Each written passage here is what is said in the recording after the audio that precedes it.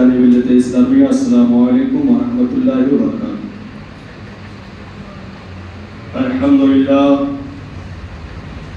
الحمدللہ رب العالمین، والصلاة والسلام علی سید الانبیاء والمرسلین، اما بعد فاعوذ باللہ من الشیطان الرجیم، بسم اللہ الرحمن الرحیم۔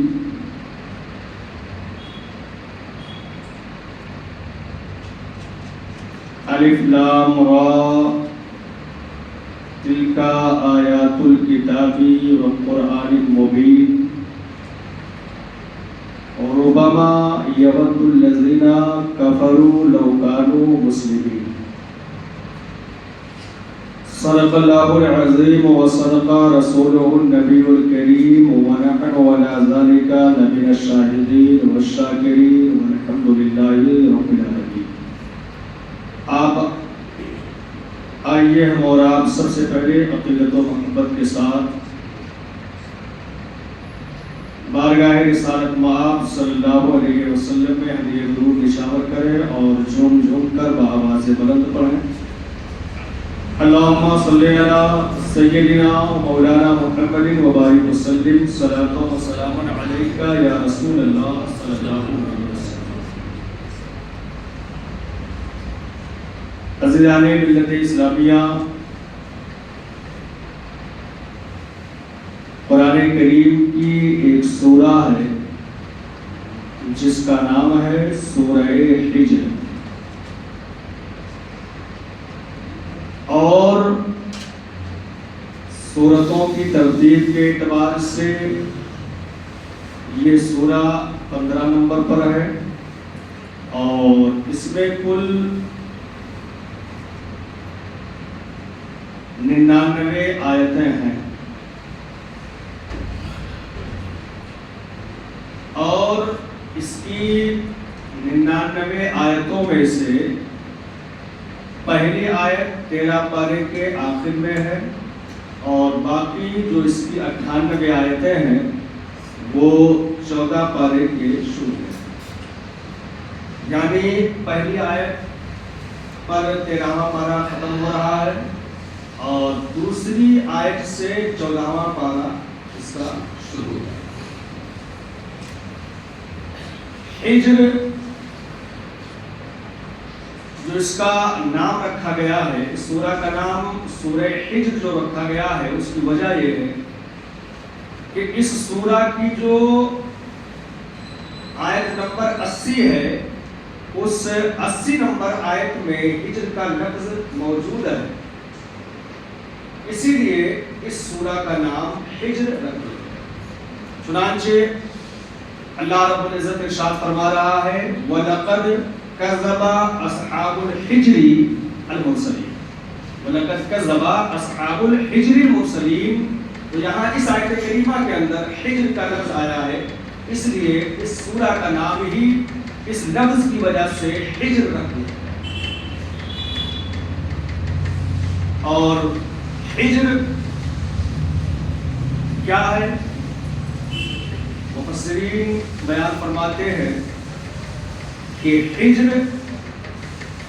ایک عربی کا لفظ ہے، اور اردو میں اس کا معنی ہوتا ہے وادی۔ اردو میں اس کا معنی کیا ہے؟ وادی۔ اور حجر اصل میں اس وادی کا نام ہے جو مدینہ اور شام کے درمیان میں ہے، اور اس میں حضرت صالح علیہ السلام جو ایک نبی آئے ہیں دنیا کے اندر، ان کی قوم سمود کے لوگ آباد۔ چنانچہ مفسر گزرے ہیں ابو محمد حسین بن مسعود بغوی، جنہوں نے اپنی تفسیر لکھی ہے تفسیر بغوی کے نام سے،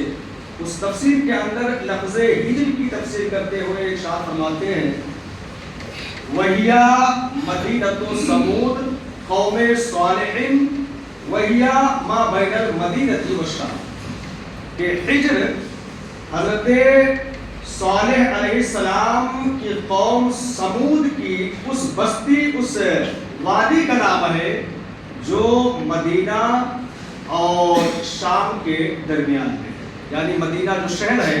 اور ملک شام جو شہر ہے، دونوں کے بیچ میں ایک وادی ہے، اس وادی کا نام حجر ہے، اور اس وادی میں حضرت صالح علیہ السلام کی قوم سمود کے لوگ آباد. اب حضرت صالح علیہ السلام اور قوم سمود یعنی جو آپ کی قوم تھی اس کا ذکر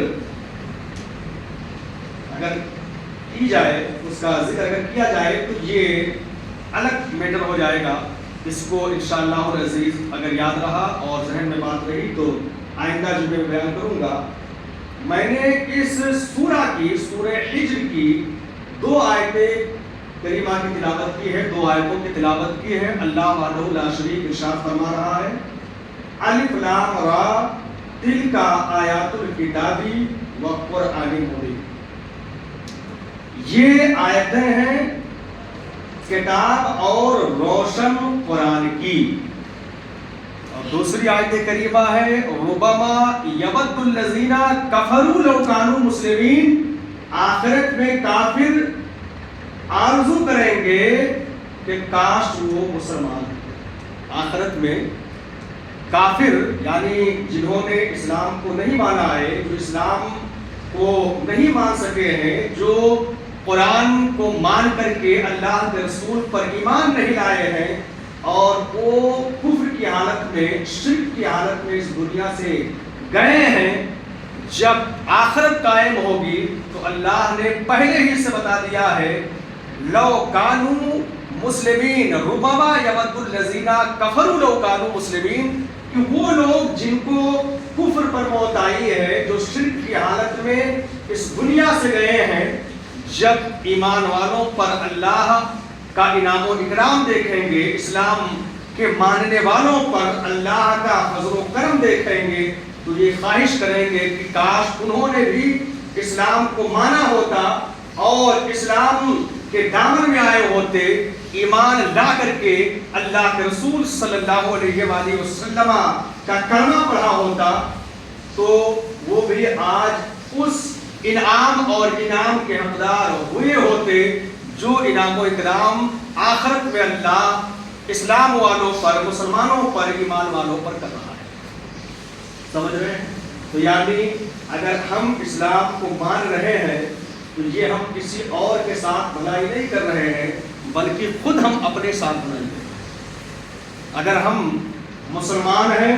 ہم مومن ہیں، تو یہ ہماری خوش نصیبی ہے، اور اس خوش نصیبی پر ہم اللہ کا جتنا بھی شکر ادا کریں اتنا کریں.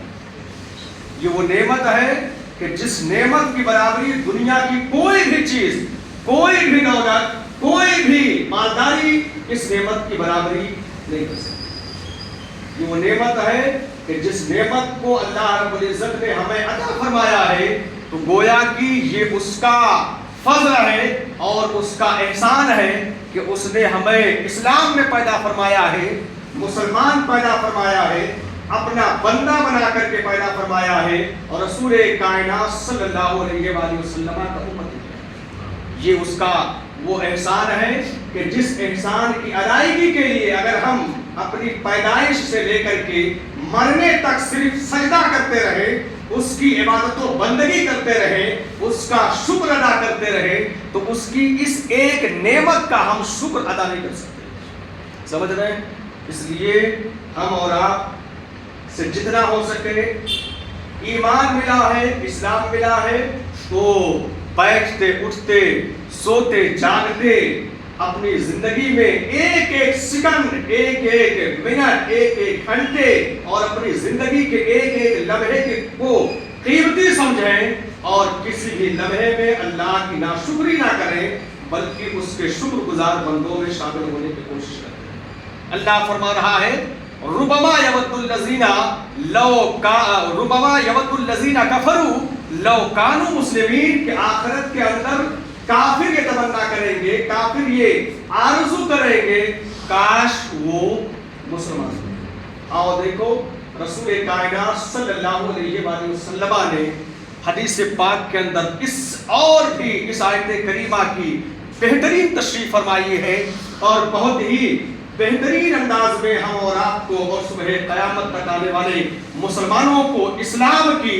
اور ایمان کی قیمت سمجھائی ہے کہ اسلام اور ایمان کی قیمت اور اس کی اہمیت کتنی زیادہ ہے۔ ایک صحابی ہیں جن کا نام ہے حضرت ابو موسیٰ اشعری رضی اللہ عنہ، بڑے معتبر صحابی ہیں، صحابہ کی جماعت میں ایک الگ ہی آپ کا مقام ہے، بڑا اونچا مقام ہے، بڑے جلیل القدر، بڑے عظیم المرتبہ صحابی ہیں۔ نام کیا ہے؟ ابو موسیٰ اشعری رضی اللہ تعالیٰ۔ فرماتے ہیں کہ آقا کریم صلی اللہ علیہ وآلہ وسلم نے ایک موقع پر ارشاد فرمایا اذا اجتمع اہل النار فی النار ومعهم من اہل القبلة من شاء اللہ۔ رسول کائنات صلی اللہ علیہ وآلہ وسلم نے ارشاد فرمایا کہ آخرت میں جب کفار و مشرکین جہنم میں جمع ہوں گے، جہنمی لوگ یعنی کفار و مشرکین جو ہمیشہ کے لیے جہنم میں ڈالے جائیں گے، جب وہ جہنم میں جمع ہوں گے تو کچھ ایسے مسلمان، کچھ ایسے ایمان والے جنہوں نے اللہ کی نافرمانی کی ہوگی، دنیا کے اندر گناہ کیے ہوں گے، اللہ کی بارگاہ میں نافرمانیاں کی ہوں گی، اپنی نافرمانیوں کی بنیاد پر، اپنے گناہوں کی بنیاد پر وہ بھی جہنم میں ڈالے جائیں گے۔ رسول کائنات فرماتے ہیں کہ کفار و مشرکین جو ہمیشہ کے لیے جہنم میں ڈالے جائیں گے، اسی جہنم میں کچھ مسلمان، کچھ اسلام کے ماننے والے بھی ڈالے جائیں گے، گناہوں کی وجہ سے، گناہوں کی سزا کے لیے اس جہنم میں ڈالے جائیں گے۔ تو وہ کافر اور وہ مشرکین جو ہمیشہ کے لیے جہنم میں ڈالے جائیں گے، ان مسلمانوں پر ٹان کریں گے اور ان پر کمنٹ کرتے ہوئے کہیں گے فما اغنا عنکم اسلامکم وقد سرتم معنا فی النار۔ اے مسلمانوں، تم تو یہ کہتے تھے کہ اسلام کا ماننا تمہیں جہنم سے بچا لے گا، ایمان کا لانا تمہیں جہنم سے نجات دے دے گا، اللہ کے عذاب سے تمہیں بچا لے گا، لیکن ہم یہ دیکھ رہے ہیں کہ تمہارا اسلام تمہارے کسی کام میں نہیں آ رہا ہے، جس طرح ہم جہنم میں ڈالے گئے ہیں اسی طرح تم بھی جہنم میں ڈال دیے گئے۔ رسول کائنات صلی اللہ علیہ وآلہ وسلم بیان فرماتے ہیں کہ جب وہ جہنمی لوگ، وہ کفار و مشرکین اسلام کے ماننے والوں کا جہنم میں مذاق اڑا رہے ہوں گے، ایمان والوں کا جہنم کے اندر مذاق اڑانے کی کوشش کر رہے ہوں گے، تو اللہ کی رحمت کو گوارا نہیں ہوگا کہ ایمان والے اب کچھ اور دیر کے لیے جہنم میں رہیں۔ رسول کائنات ارشاد فرماتے ہیں کہ اللہ اپنے